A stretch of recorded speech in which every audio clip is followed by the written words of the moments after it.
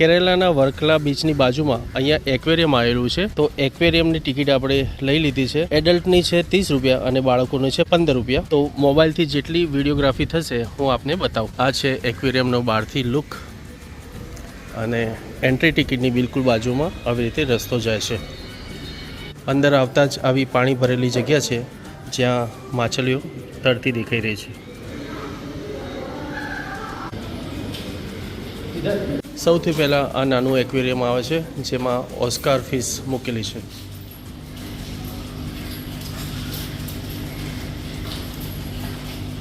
બીજા નંબરનું એક્વેરિયમ ખાલી છે અને ત્રીજા નંબરમાં છે કોઈ કાર્પ ફિશ। પછી આ છે સ્પિની રોક લોબસ્ટર।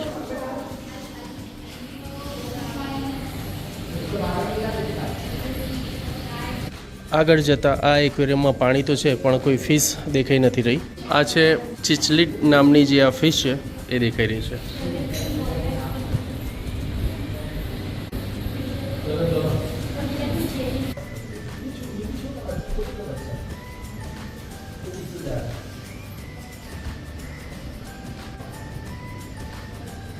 કોઈ રેડલીચ એક્વેરિયમમાં દેખાતી જેલી ફિશ।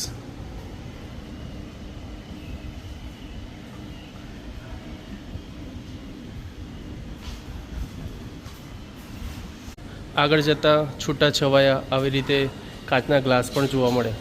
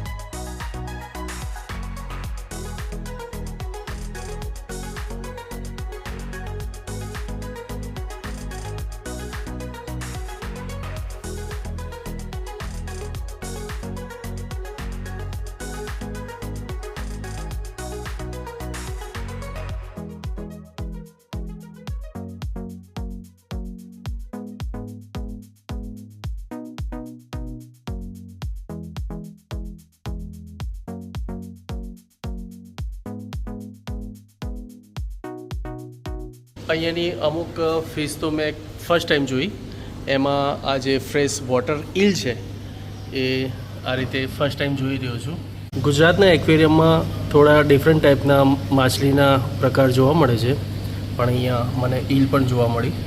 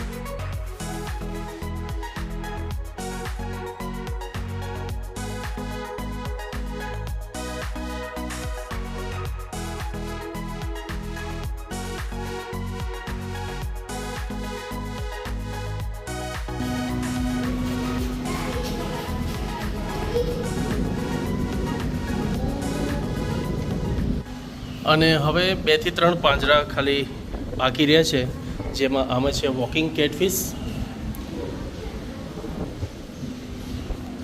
અને સામે છે મોરાઈ ઈલ્સ, જે નથી દેખાતી લગભગ, હા આ રહી, આ છે મોરાઈ ઈલ ફિશ.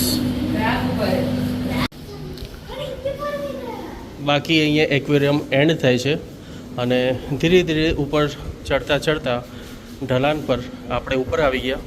થોડી વાર પહેલાં અમે પેલા સમુદ્રના કિનારે હતા. એ સમુદ્રના કિનારેથી આ એક્વેરિયમ દેખાઈ રહ્યો હતો, તો અમે વિચાર્યું કે આ એક્વેરિયમ પણ એક વિડીયો બનાવી દઈએ. તો આ વિડીયો આપને કેવો લાગ્યો? વિડીયો ગમ્યો હોય તો લાઈક કરી દેજો. તો મળીએ એક નવા વિડીયો સાથે. ત્યાં સુધી જય માતાજી.